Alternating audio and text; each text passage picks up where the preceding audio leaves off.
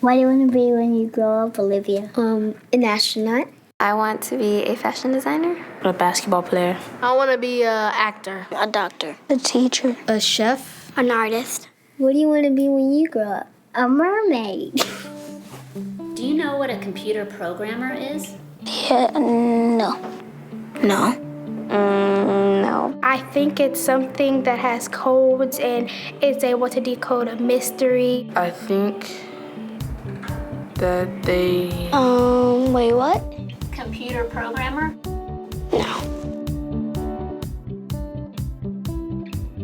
Nowadays, just about everything requires some form of programming. So, what is it? Programming is basically explaining to a computer what you want it to do for you. When you're programming, you're teaching possibly the stupidest thing in the entire universe, a computer, how to do something. Programming is one of the only things in the world that you can do where you can sit down and just make something completely new from scratch, whatever you want. It's really not unlike kind of playing an instrument or something, or playing a sport. It starts out being very intimidating, but you kind of get the hang of it over time. Coding is something that can be learned, and I know it can be intimidating. A lot of things are intimidating, but what isn't? A lot of the coding that people do is actually fairly simple.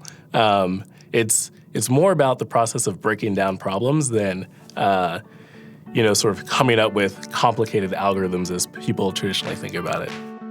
Well, if it's fairly simple, why aren't there more of us doing it?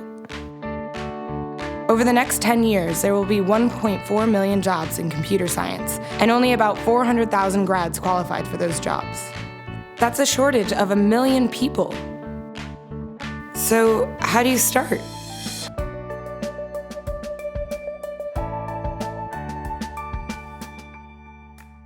I was obsessed with maps when I was a kid, and cities specifically. So I taught myself how to program. I had a very clear goal of what I wanted to do, which is to see a map of the city on my screen and play with it. Put things on the map, move things around the map. See what was happening in the city, how it worked, how it lived, how it breathed. The best early thing was actually using software to decide when the classes in my school would meet, and that put me in a position to decide which girls were in my class. The first program I wrote asked things like, what's your favorite color? Or how old are you? I first learned how to make a green circle and a red square appear on the screen. The first time I actually had something come up and say, hello world, and I made a computer do that. It was just astonishing. When I finally learned a little bit of programming, that blank wall resolved into a bunch of doors, and you open them, and finally you start to open enough doors that the light comes in. And to me, a finished program is like a structure filled with light. All the corners are illuminated. You understand the structure of it. It's a really serene feeling to have completed that.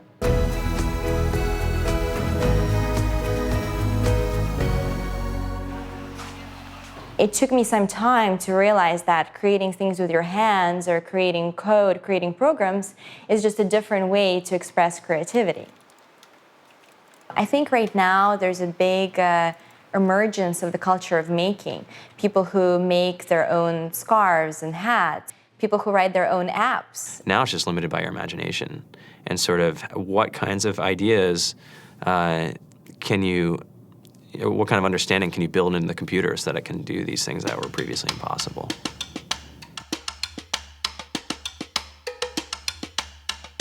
All great things are built in teams when you collaborate with other smart people.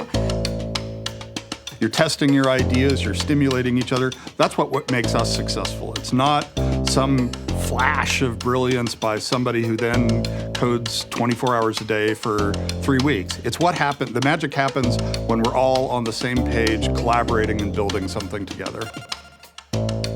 There's a much greater need in the world for engineers and people who can write code than there will ever be supply. And so we all live these very charmed lives. To get the very best people, we try to make the office as awesome as possible.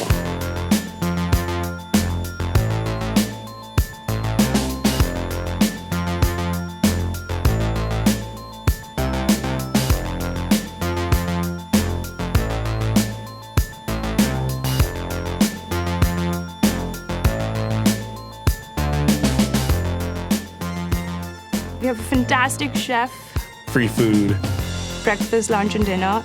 free laundry, snacks, even places to play and video games and scooters. There's all these kind of interesting things around the office and places where people can play or relax or go to think or play music or be creative.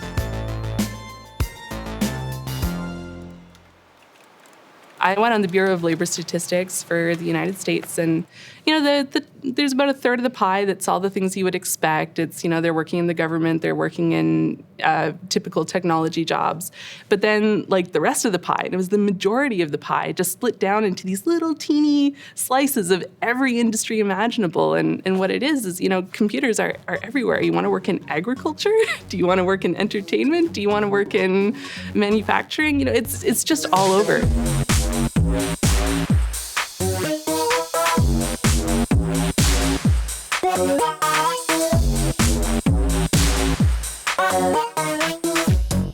Here we are, 2013. We all depend on technology to communicate, to bank, information, and none of us know how to read and write code. So you guys, what else? Who else has an idea of what we can change with our programming? What else can we do? Tiffany?